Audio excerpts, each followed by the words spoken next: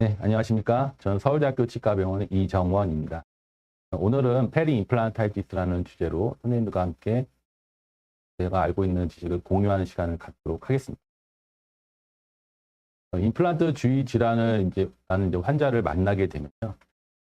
어떻게 환자 치료를 해야 될까 고민이 참 많게 되는데, 첫 번째로 내가 심었는지 먼저 파악을 하게 되는 거고, 만약에 내가 심지 않았으면 임플란트를 제거하는 걸 좀 고민을 해보게 되는 것 같고요.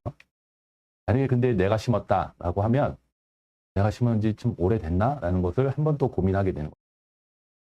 그래서 오래됐다라고 판단이 되면 임플란트 제거하는 것을 고민을 좀 해보게 되는 것 같아요. 만약에 근데 10년도 안 되고 한 2, 3년밖에 안 됐는데 임플란트 주위로 뼈가 많이 녹아있는 상황이라면 멘붕에 빠지는 상황을 종종 경험하게 될 것 같아요. 환자들의 경우에는 임플란트 주위 질환이 있으면 비싼 돈 주고 했는데 왜 염증이 생기느냐, 실력이 없는 거 아니냐, 오늘 당장 빨리 치료를 해달라라는 컴플레인을 하기 시작하는데요. 그래서 참 난감할 때가 많은 것 같아요. 오늘은 이런 임플란트 주위 질환을 갖고 있는 환자들을 만났을 때 조금 체계적이고 체계적이면서 과학적으로 어떻게 치료를 할 것인가에 대해서 선생님들과 함께 고민하는 시간을 가져보도록 하겠습니다. 실제로 임플란트 주위염 같은 경우에는요, 프리밸런스를 보게 되면 외국에서 나온 자료인데 임플란트 주위염은 8.9%, 그다음에 임플란트 주위 점막염은 64.6%로 상당히 많은 비율로 나타난다고 하고 있습니다. 그러면 우리나라의 경우에는 어떤가를 보게 되면요. 우리나라의 데이터를 보게 되면 6.7% 정도가 임플란트 레벨에서 페리 임플란타이티스가 발견된다고 하고 있고 13.2%, 즉 10명 중에 1명 정도는 임플란트 주위염에 이완되어 있다라고 보시면 될 것 같습니다. 이러한 임플란트 주위 질환 환자들을 치료하는 방법에 대해서는 이미 2004년 정도에 세계적으로 이렇게 치료를 하라라는 서제스천이 하나 있었습니다. 네, 좀 보시면 프로빙 뎁스를 먼저 측정을 해서 3mm, 4mm, 5mm 이렇게 되는 거에 대해서 각각 치료 방법을 제시를 하고 있고요. 또 BOP가 있는지 없는지, 또 엑스레이 찍어봐서 페리 임플란트 본로스가 있는지 여부에 따라서 각각 체계적으로 어떻게 치료할 것인가에 대해서 제안을 했었고요. 지금 봐서는 조금은 우리나라 현실에는 맞지 않는 부분이 있어서 우리나라 현실 보험 체계 안에서 이걸 녹여내야 되기 때문에 그것을 조금 생각을 해보자면 임플란트 주위염 프로토콜을 보자면 일단 비외과적으로 치료를 먼저 하게 되고요. 한 달 뒤에 재평가를 해보게 됩니다. 그래서 퍼스가 나오는 것이 없거나 아니면 스웰링 이런 것들이 많이 줄어든다면 치주 치료를 하는 것으로 넘어가게 되죠. 그렇게 했을 때 6개월 후에 한 번 또 엑스레이 찍어보게 되고요. 그랬을 때 만약에 점진적으로 계속 본로스가 있는 것 같다라고 판단이 되면 수적인 방법 아니면 임플란트 제거를 고려하게 됩니다. 만약에 한 달째 평가를 했을 때 지속적으로 퍼스가 나오고 스웰링이 있다라고 한다면 그때 수술을 진행하는 것을 고려하게 됩니다. 오늘 제가 보여드릴 케이스들은 환자의 주소에 따라서 각각의 원인을 한번 파악해보고 그 사례들을 어떻게 치료를 했는지 그 내용을 한번 보여드리도록 하겠습니다. 먼저 임플란트 한 부위에 음식이 낀다.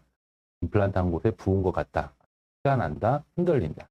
또 임플란트 한 곳이 아파서 씹을 수가 없다. 이런 주소들을 내원한 환자들이 있었는데요. 그 환자들을 가지고 어떻게 치료했는지를 보여드리도록 하겠습니다. 먼저 임플란트 한 부위가 음식이 낀다라고 한 환자였는데요. 엑스레이 찍어봤을 때 구치부에 식립된 임플란트 치고는 다소 와이드 임플란트가 아니기 때문에 이머전스 프로파일이 조금 자연스럽게 나오지 못하는 한계점이 있었고, 그런데다가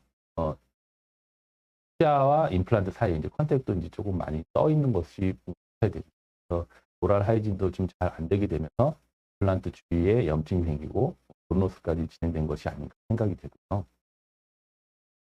그래서 환자의 보철물을 일단은 풀러내고 흘러냈을 때 이제 사진을 보시면 사방으로 시체가 많이 껴 있는 것이 되고,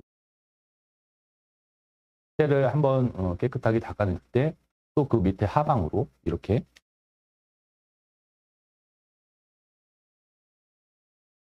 치석기 또 껴 있는 것이 관찰이 됩니다. 그래서 그 치석도 깨끗하게 제거를 한 후에 일단 소독을 이제 하게 되고요. 그다음에 임플란트 주위 소프트 티슈는 스트레치즈를 진행을 했습니다.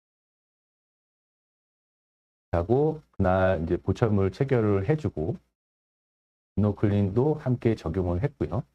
한 달 뒤에 모습을 봤을 때 주위에 이제 부어 있거나 이런 것들은 좀 많이 가라앉은 양에서 그날 당일날 수술 진행하지는 않았고 6개월 뒤에 엑스레이도 추가적으로 촬영하고 수술 여부를 이제 결정으로 하였습니다.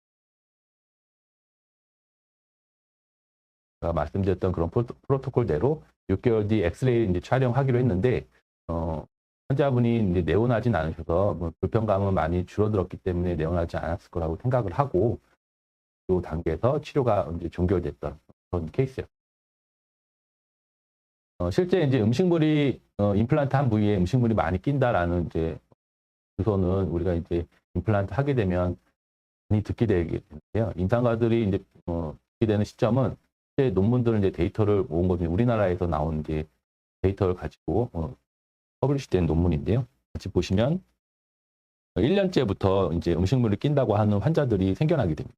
그리고 대략 50%가 되는 시점이 10년 정도 되면 전 절반 정도는 음식물이 낀다라고 이제 컴플레인을 하게 되겠죠. 따라서 우리가 이제 임플란트를 하게 되면 이런 환자는 점진적으로 계속 증가하기 때문에 그러한 부분에 대해서 항상 신경을 써야 될 것 같습니다.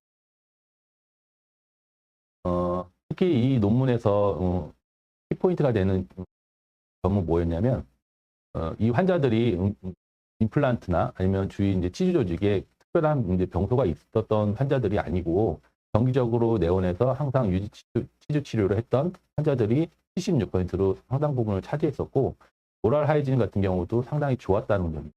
그래서 치주 상태가 건강한 상황임에도 불구하고 음식물이 끼는 것은 우리가 피할 수 없다는 것을 유념해야 될 것 같습니다. 임플란트 주위로 이제 음식물을 낀다라는 것 자체가 임플란트 주위염을 이제 내포하는 것은 아닙니다. 되긴 하지만 만약에 음식물을 꼈을 때 이것이 제대로 클렌징이 안 되면 임플란트 주위염을 또 이제 넘어갈 수 있는 하나의 원인이 될 수는 있기 때문에 그러한 부분에 대해서 환자 교육을 잘 시켜야 될 것 같습니다. 그래서 인터덴탈 브러쉬나 워터픽 같은 것을 이제 사용하는 것을 꼭 해야 될 것 같고요.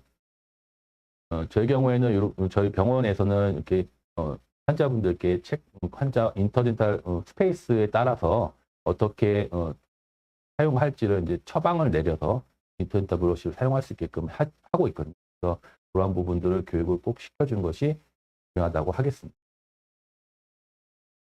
그 다음은 이제 임플란트 한 곳이 부은 것 같다라는 주소로 내원했던 환자분들을 한번 살펴보도록 하겠습니다. 첫 번째 케이스인데요. 임플란트 한 곳이 부은 것 같다고 내원한 환자로 저희 병원에 이제 오시기 전에 다른 병원에서는 수술을 해야 한다고 들었다고 하셨고요. 또 곤도 나온다고 하셨습니다. 자세히 보면 언뜻 보기에는 이제 뭐 큰 차이가 없어 보이긴 하는데요. 자세히 보면 이제 21번 위치에 약간의 스웰링이 관찰되고 레드니스도 좀 보이는 것 같습니다. 각도를 조금 달리해서 보게 됩니다.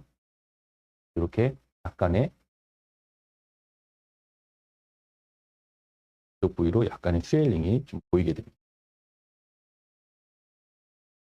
파노라마 사진을 이제 봤을 때는 특별한 상황은 보이지는 않아서요. 이 부분에 대해서 좀 더 확대해서 엑스레이 사진을 찍게 되었고요. 봤을 때 약 10년 정도 되었던 임플란트라고 하셨는데 그것을 감안했을 때는 헬 임플란트 본로스가 그리 심하지 않았던 상황이었습니다. 그래서 일단은 넌 서지컬 트리트먼트를 진행하고 안쪽에 미노클린을 적용을 해주었습니다. 그랬을 때 안쪽에서 이렇게 보시다시피 치석이 좀 나는데요. 미노클린을 사용하게 되면 양리적 효과도 좀 기대를 해볼 수가 있겠지만 물리적으로 안쪽으로 약이 들어가게 되면서 바깥으로 치석이 이렇게 안쪽에 있는 불순물 같은 것들이 바깥으로 이제 나오게 되는 그런 이제 효과가 있어서 개인적으로는 미노크린을 사용하게 되는 편입니다.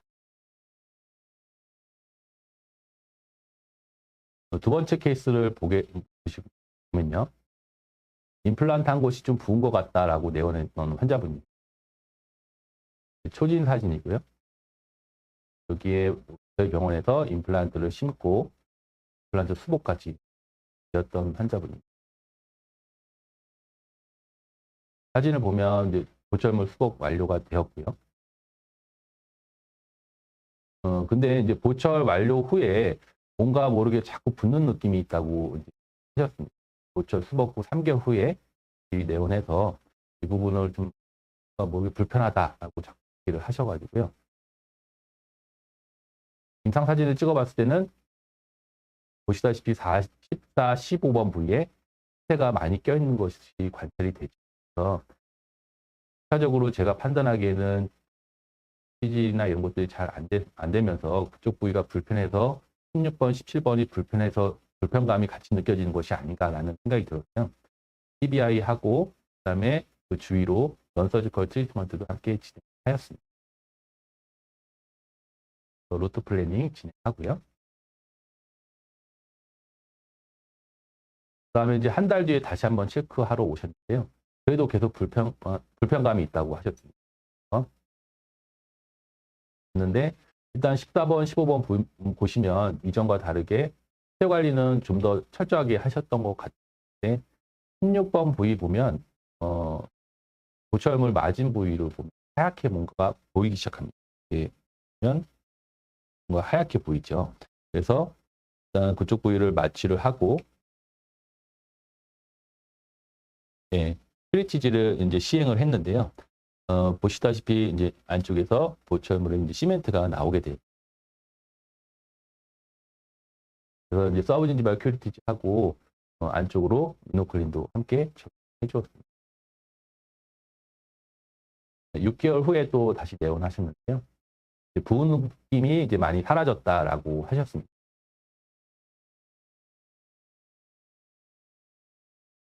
세 번째 케이스 한번 보도록 하겠습니다. 왼쪽 아래 임플란트 식립한 부위가 자꾸 불편하다라고 하셨고요. 6년 전쯤에 처음 임플란트라고 하셨습니다. 보시면 그쪽으로 좀 스웰링이 관찰이 되고요. 역시나 마취하고 서브진지발 큐리티지 또 시멘트가 나온 것이 보였죠. 그때 사진 봤을 때는 하방으로 약간의 이제 보너스가 있는 것이 관찰이 되고 치료 후에는 이제 좋아진 느낌이 있다라고 해서 여기서 치료가 어느 정도 종결됐던 환자분. 실제 시멘트가 임플란트 주위 건강에 어떤 영향을 미칠까에 대한 논문이 있었습니다.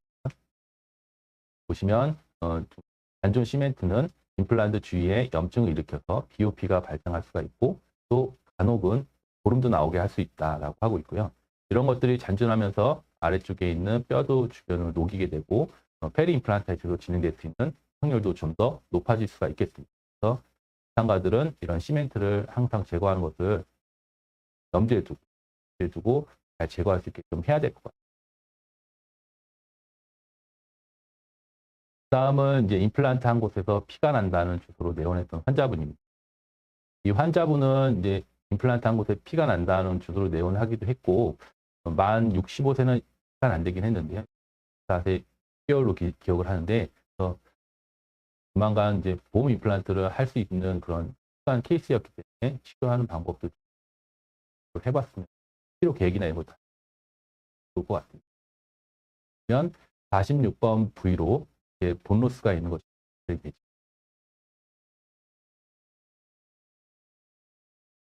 PX를 찍어 보철물 철거한 뒤에 이제 PX를 찍어봤을 때 46번 주위로 본로스가 좀 진행된 것 같아요. 흘러낸 다음 봤을 때 임플란트가 너무 가깝게 심겨졌기 때문에 그 공간이 좀 많이 임플란트하고 임플란트 사이 공간이 좀 좁게 되면서 클렌징이 잘 안 되게 되는 거죠. 되게 되고 폐도 많이 침착되어 있는 것 같고요. 이런 경우는 간혹 이제 약간 부식된 것처럼 임플란트 주위로 약간 까만 양상이 이렇게 주변으로 까맣게 이렇게 보이게 됩니다.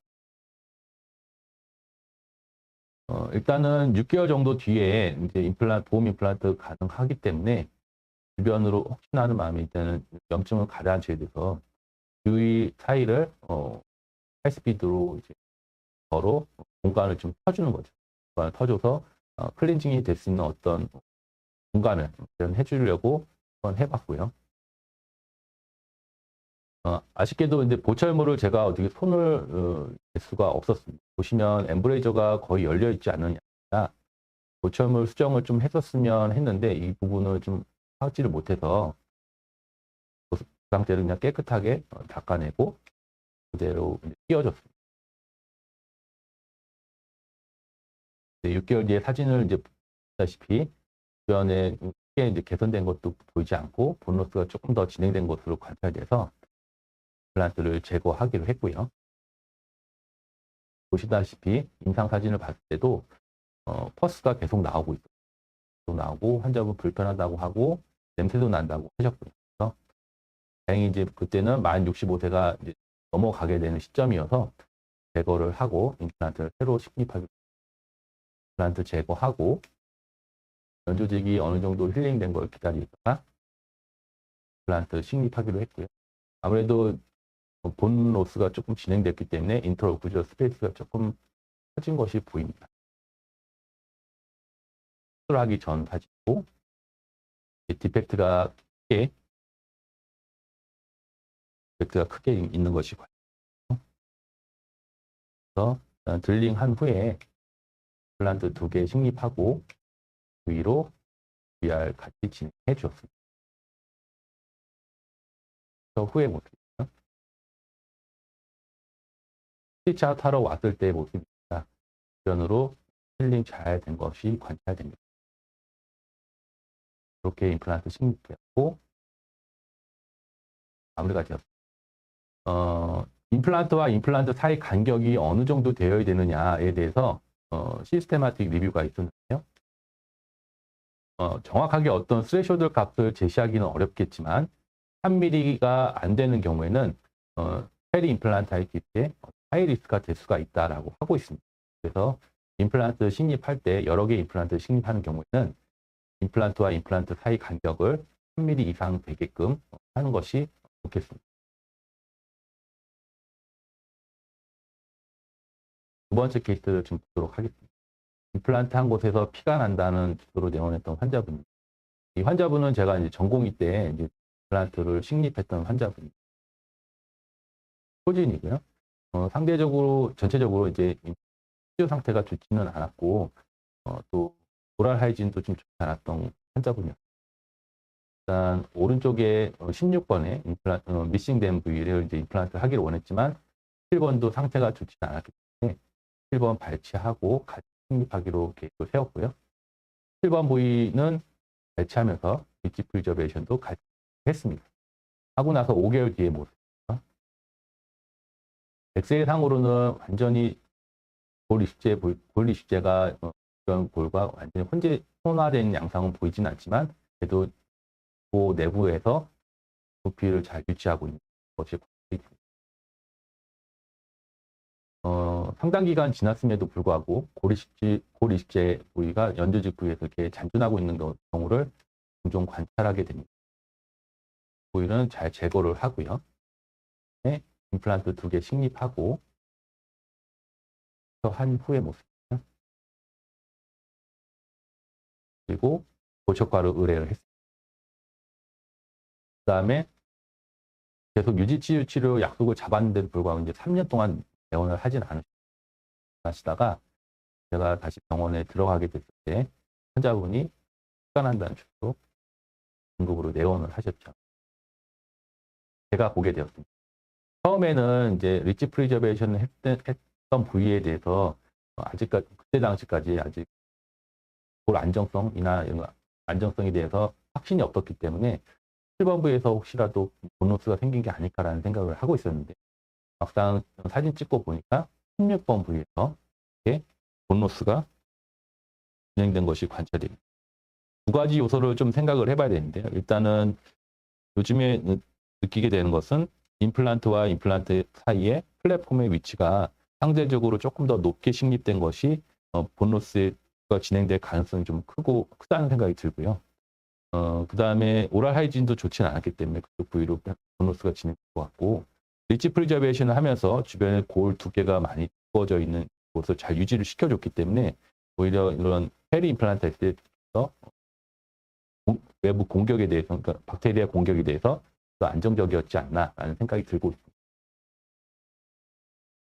저는 넌서지컬 트리트먼트 진행했고요. 한 달 뒤에 이제 재평가했을 때 계속 보름도 나오고 스웨링도 관찰돼서 수술 진행하기로 하였습니다. 그래서 플랩 오퍼레이션 진행하고 서피스 컨테미네이션 하고요. 수술 후에 미노클린도 같이 했습니다.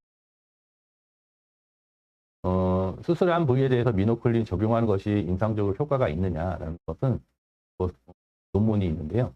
미노클린 적용했을 때 장기적으로는 아직까지 결과는 없지만 쇼터하게 힐링 피리어드를 봤을 때는 충분하게 성공적인 결과를 보여줬다라고 하고 있어서 개인적으로는 미노클린도 같이 사용하고 있습니다. 1년 후의 모습입니다. 아무래도 16번 부위에 이 본로스가 많이 진행되었기 때문에 함몰된 모습이 하지만 이전에 수술하기 전 사진과 비교했을 때는 약간 본 휠이 일어난 것이 이전 본 레벨과 비교했을 때는 좀 더 이제 회복된 양상가 있습니다. 최근에 이제 5년까지 내원해서 봤을 때 전체적인 본 레벨 양상이 더 코로나 쪽으로 이동해 오고 더 이상 본로스가 진행되지는 않았기 때문에 성공적으로 잘 치료가 되었다고.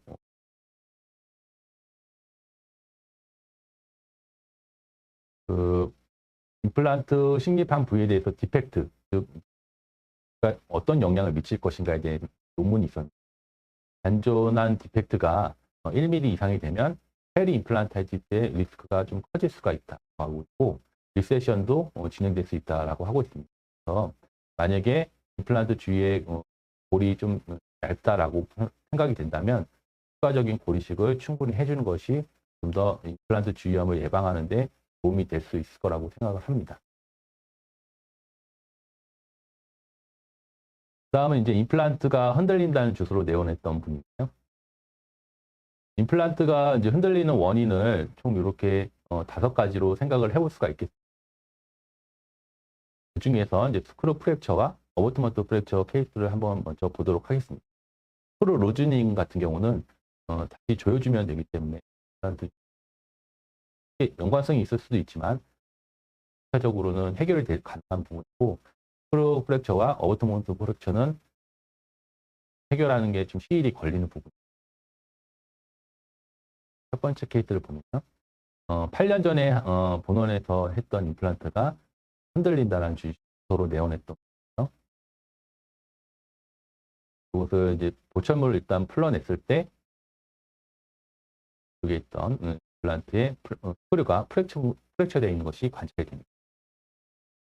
그래서 자꾸 모빌리티가 생기고, 그러면서 안쪽에 마이크로 무브먼트 때문에 임플란트 주위로 본로스가 진행된 것이 아닌가 생각이 되고, 안쪽에 큐리티지 잘 진행해주고 보철물 다시 끼워주고, 스크류는 보철과에서 이제 스크류 다시 교체를 해서 끼워주고 1년 6개월 정도까지 본로스가 이미 진행된 것은 어쩔 수 없고요. 더 진행되지는 않고 잘 유지가 된 것으로 4년 2개월 후의 모습이고요. 잘 유지가 된 것.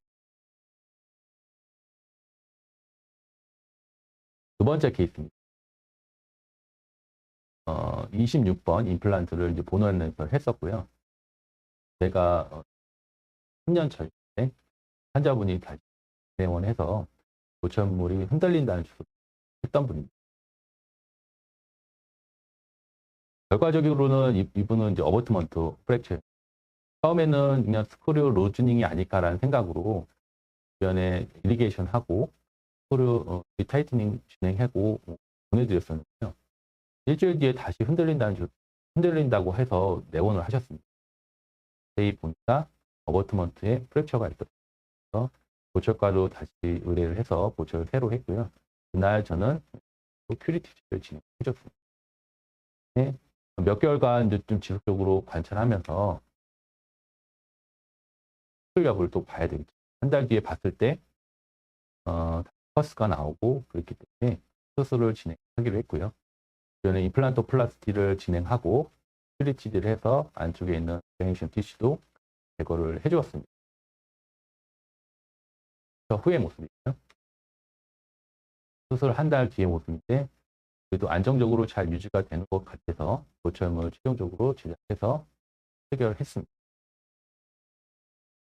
6개월 후에 보철물 체결을 해준 모습이에요. 다소 보너스가 진행되었기 때문에 불안한 느낌은 있지만 주변으로 임상적으로는 염증 사인은 보이지 않았기 때문에 2년 뒤에 또 내원을 하셨는데 약간의 리세션이 관찰되지만 특별한 염증 사인은 또 보이지는 않습니다. 그때 상으로 봤을 때도 보너스가 더 진행된 것은 없어 보입니다. 수술 전 6개월 후, 2년 후 비교했을 때 주변으로 보너스가 더 진행된 것 같지 않고 그 상태로 잘 유지가 되고 있는 것 같습니다. 다음 케이스는 이제 임플란트 한 부위가 아파서 씹을 수 없다라는 주소로 내원했던 임플란트 부위를 이제 씹었을 때 아픈 것은 대부분의 경우는 이제 주변 치아가 문제인 경우가 많습니다. 주변 치아가 약간 모빌리티가 있거나 그럴 때 씹었을 때 아프다고 하시는 분들이 많고, 근데 이제 임플란트 자체의 문제인 경우는 본로스가 많이 진행되어서 임플란트 에이펙스까지가 대부분입니다. 그래서 케이스는 오시오 인테그레이션이 페일됐거나 페리 임플란타이티스가 진행됐거나 그 두 가지 케이스를 살펴봐야 됩니다. 왼쪽 아래 36, 37번 임플란트로 페리 임플란타이티스가 진행되고 37번 부위로는 에펙스 쪽으로 상대적으로 이제 뼈가 어느 정도 잡아주고 있다는 느낌이 들어서 그 씹었을 때 왜 아플까라는 생각이 들어요. 일단은 임상 사진을 봤을 때는 퍼스도 많이 나서 봤을 때 이렇게 37번은 프랙처 같은 거죠. 36번 부위로 자꾸 씹히면서 통증을 유발했던 것 같아요. 36, 37 임플란트 제거하고 봤을 때 36번은 이렇게 치석이 좀 많아서 흡개비망망이 치석이 많이 낀 것이 관찰이 됩니다. 잘 제거하고 36번 부위로는 리치 프리저베이션 했었습니다.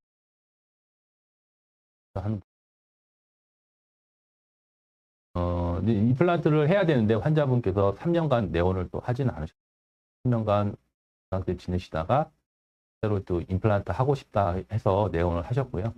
그래서 임플란트 이렇게 식립해서 마무리 됐던 케이스.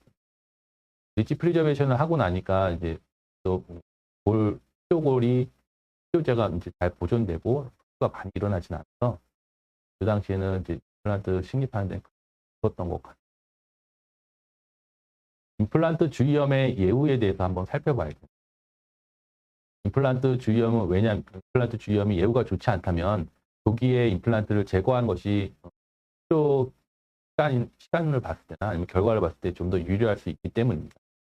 언제 제거하는가를 항상 고민을 해야 되는데 이 케이스를 보도록 하겠습니다. 빨리 제거를 했었으면 지금 봐서는 이제 빨리 제거하는 게 더 나았을 거라는 생각이 드는데 이 당시에는 임플란트 주위염을 잘 치료를 해서 오랫동안 써보면 어떨까라는 생각에 치료를 해보자라는 했었던 것 같습니다. 40번대 임플란트 일단 수진 사진 봤을 때는 안쪽으로 퍼스가 나오고 있고요. 마취하고 넌서지컬 트리트먼트 했고 4주 후에 다시 봤는데 스웰링이나 이런 것들은 조금 더 가라앉은 것 같아요. 그래도 지속적으로 퍼스나 이런 것 보고 있어서 수술 진행하기로 했습니다.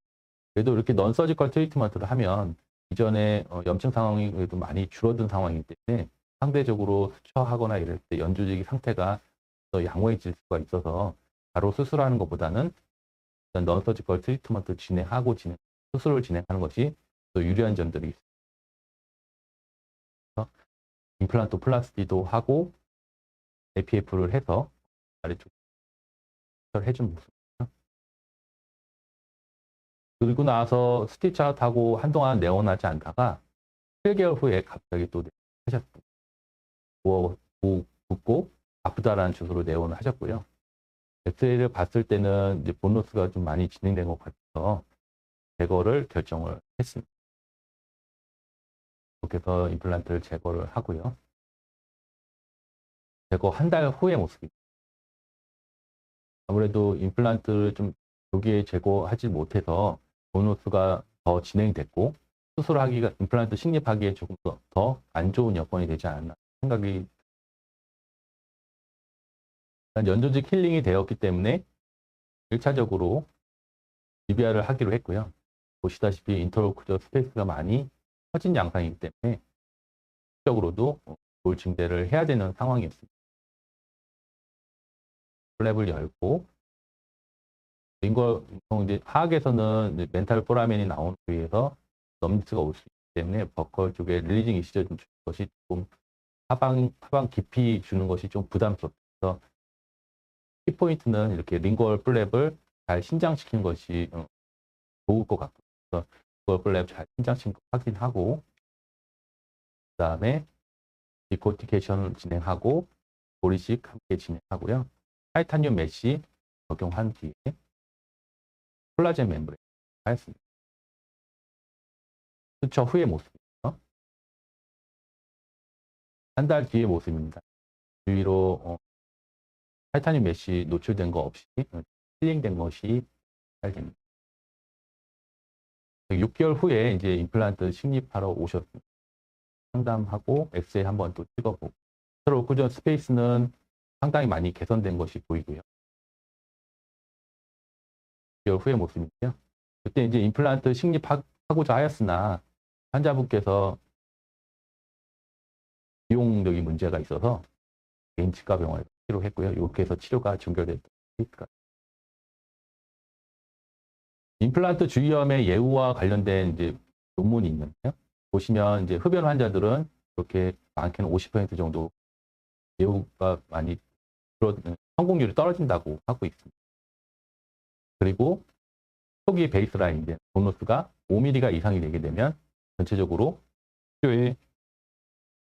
치료 성공률이 50%가 안 되게 됩니다. 그래서 제 개인적으로는 환자분이 내원했을 때 본로스가 5mm 이상이 진행되었다면 페리 임플란타이티스 트리트먼트를 할 때 서지컬 트리트먼트는 권유를 하지는 않는 편이고 적절히 임플란트 제거 쪽으로 하는 편입니다.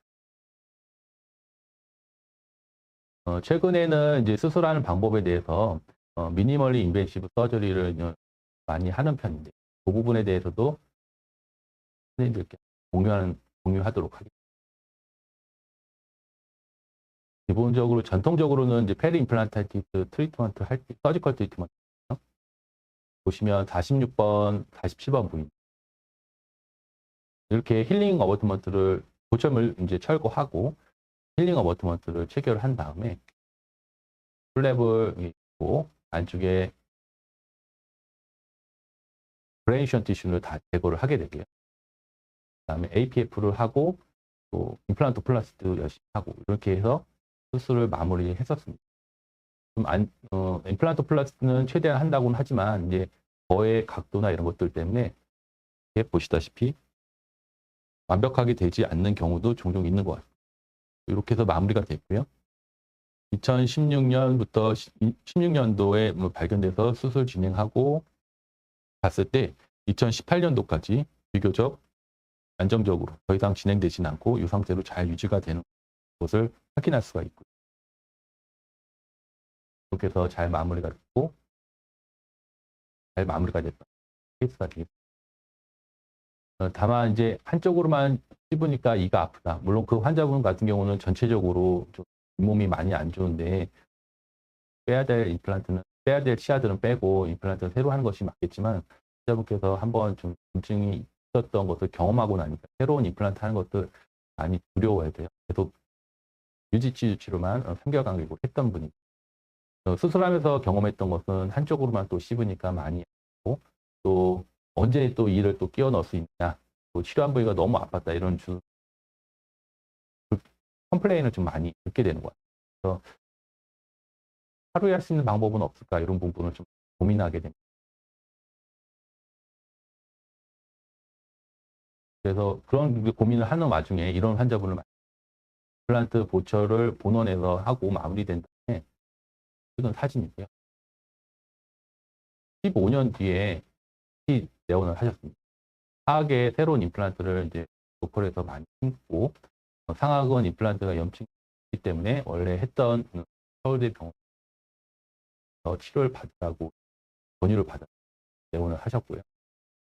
봤을 때 임상 사진을 보시면 이렇게 스웰링이 많이 진행된 것이 보여서, 그 당시에는 힐링 어버트먼트만 보철물 철거하고 힐링 어버트먼트만 다시 해결을 하고요.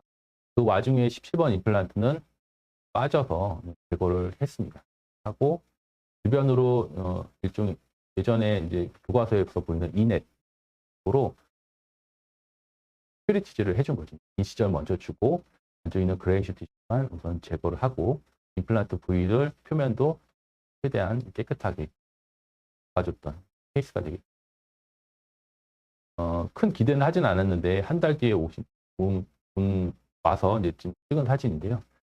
주변에 스웰링이나 이런 것들 개선된 모습 보입니다. 1년 후의 모습인데요. 이전에 뭐 본로스가 많이 진행됐던 부위가 일부는 조금 더 진행된 것도 보이지만 그래도 기능하는 데는 큰 문제가 없어 보여요.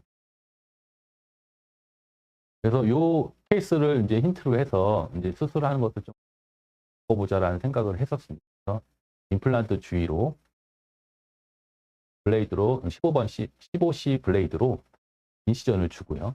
그 다음에 그 부분을 그대로 익시전하는 거죠. 한 다음에 임플란트 표면을 깨끗하게 소독을 하고 마무리해서 보철 끼우고 하는 것은 하는 방법을 하기도 하고, 만약에 인프라 부분이 디펙트가 있어서 충분히 있어서 재생술을 할 수가 있겠다라고 생각되면 고리식제를 적용하고 그런 방법들을 사용하게 되었습니다. 임플란트 주위에 이제 커넥티브 티슈를 잘 제거를 하는 것은 매우 중요한 부분. 최근에 이제 실험적인 임플란트 주위염을 해서 유도해서 적으로 살펴봤던 논문 보시면 염증과 관련된 셀들이 대부분 이제 커넥티브 티슈에서 발생된 것이 보입니다. 그래서 이 부분에 있는 브레인셔 티슈를 잘 제거하는 것이 핵심적인 부분이라고 할 수가 있겠습니다. 페리 임플란트 커넥티브 티슈존을 제거하는 것이, 그다음에 우리가 임상적으로 이제 보면 이제 본 임플란트 주위에 뼈를 녹이는 셀이 오스테오클라스로 이제 많이 이제 알고 있는데요. 실제로 이제 면역 염색을 시행했을 때는 M1 마크로파지 보시면 M1 마크로파지가 염색이 되는 것이 관찰이 됩니다. 근데 이 표면에 트램 염색을 했을 때 이제 오스테오클라스도 같이 염색되는 이런 트램 염색하고 거의 동일한 그런 위치상에서 M1 마크로파지를 염색하는 것도 같이 이제 염색이 되는 것을 봤을 때는 그런 M1 마크로파지가 퓨전이 되면서 멀티뉴클 자이언트 셀이 되고 그것이 뼈를 녹이는 게 아닌가라는 생각을 하고 있습니다. 그래서 이런 부분이 있으면 중요한 거는 임플란트 주위 커넥티브 티슈에 있는 염증성 세포들을 많이 제거하는 것이 중요하겠다라는 생각을 하고 있습니다. 실제로 우리가 이제 비스포스포네이트 오스테오클라스트의 펑션을 좀 줄여주는 비스포스포네이트 약물을 복용하는 환자도 임플란트 주위염이 생긴 것을 볼 수가 있죠. 그래서 이런 것을 봤을 때는 제 개인적인 생각에는 이제 M1 마크로파지들을 잘 제거하는 것이 임플란트 주위염 치료하는 데 있어서 핵심적인 부분이라고 생각을 하고 있습니다. 또 최근에 논문들을 보면 티타늄 파티클들이 이제 커넥티브 티슈 중에 이렇게 들어가 있기 때문에 이것이 임플란트 주위 질환을 야기시킨다라고 하고 있거든요. 그래서 역시나 이런 부분에 있어서도 주변 임플란트 주위의 소프트 티슈, 커넥티브 티슈 존을 잘 제거하는 것이 중요할 것 같습니다. 그래서 페리 임플란트 익시전을 프로시저 앤 엑셉 서저리라고 명명 이렇게 이름을 지어봤는데 한 케이스를 한번 보도록 하겠습니다. 핵심적인 부분은 보철물 철거가 가능해야 되기 때문에 SCRP 타입이나 풀 타입의 임플란트이어야, 보철물이어야만 가능할 것 같고, 보철물을 철거한 후에 그냥 이쪽 임플란트인데 보철물 철거하고 안쪽은 인시전을 주고요. 서큘러 인시전을 주고 큐렛으로 안쪽에 있는 그레니슈 티슈를 제거를 해주고요. 실적으로 이렇게 뼈가 녹았으니까 알브러쉬를 이용을 해서 임플란트 표면을 깨끗하게 하고 또 H2O2로 케미컬하게도 소독을 한 번씩 해주고요. 그렇게 한 다음에 보철물은 깨끗하게 폴리싱하거나 이렇게 해서 깨끗하게 해주고 다시 바로 끼워주는 그런 형태로 진행하게 됩니다. 그래서 특별하게 수처할 필요는 없을 것 같고요. 안쪽에 미노클린을 넣어주고 최종적으로 마무리하게 됩니다. 결과를 보시면요, 3년 최종적으로 3년 팔로우업을 했는데 이전과 비교했을 때 46번의 임플란트에서 뼈가 본필이 일어나는 것을 관찰을 할 수가 있죠. 그래서 헬 임플란트에서 어느 정도 레졸루션 된 것으로 판단이 됩니다. 그 논문은 그것을 케이스로 해서 한번 케이스 레포트 논문을 한번 썼고요. 두 번째는 페리 임플란트 익시전엔 리제너티브 서저리로 해서 수술을 진행한 케이스를 좀 보도록 하겠습니다. 한 케이스를 보면 36번 임플란트, 이게 이제 페리 임플란타이티스가 있어서 그리고 치료를 하는 데 있어서 보시면 조금 확대해 보면 36번의 본로스가 이렇게 진행했었고요.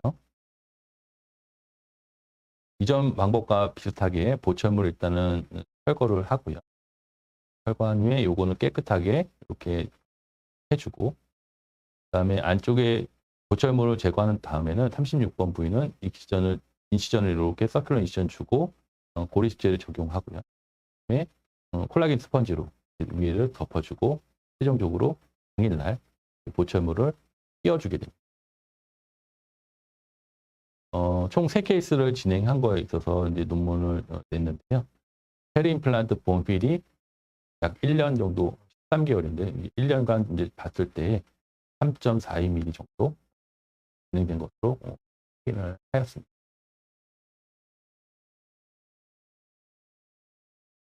임플란트 주위염 치료의 롱텀한 결과들을 한번 살펴보겠는데요. 보시면 1년째까지는 대부분 100%의 서바이벌 레이트를 보이게 됩니다. 2년째까지도 이렇게 되죠. 우리가 임플란트 주위염의 대가라고 하는 슈왈츠 선생님도 3년째 되면 임플란트 로스가 생긴 것들이 발견됩니다. 5년째까지 가면 약 60% 정도가 석세스하고 있다고 발표하고 있습니다. 이런 것을 보면 장기적인 예후는 점점 떨어질 수밖에 없다 생각이 들고, 그런 부분에 있어서 환자의 임플란트 주위염 환자를 관리하는 것이 상당히 중요하다고 했는데요. 우리가 당뇨 환자나 고혈압, 고지혈증 환자를 할 때는 약을 몇 번 먹고 완치를 시키는 개념이고, 그리고 뭐 컨트롤하는 개념이기 때문에 우리가 치주염이나 임플란트 주위염 환자도 역시나 이런 컨트롤하는 개념으로 생각하고 지속적인 유지 치료를 해서 임플란트를 최대한 오래 쓸 수 있게 하는 것이 중요한 부분이라고 하겠습니다. 네, 처음에 이제 보여드렸던 슬라이드인데요. 이제 내가 심었는지 아니면 오래되었는지 이런 것들의 그런 주관적인 요소로 인해서 임플란트 주위염 치료를 하는데 고려 요소가 되는 것도 뭐 일부 적용을 할 수가 있겠지만, 그런 것만 고려를 하게 되면 아까 말씀드렸듯이 치료 계획을 세우는 데 있어서 조금 멘붕에 빠질 수 있는 상황이 될 수가 있죠.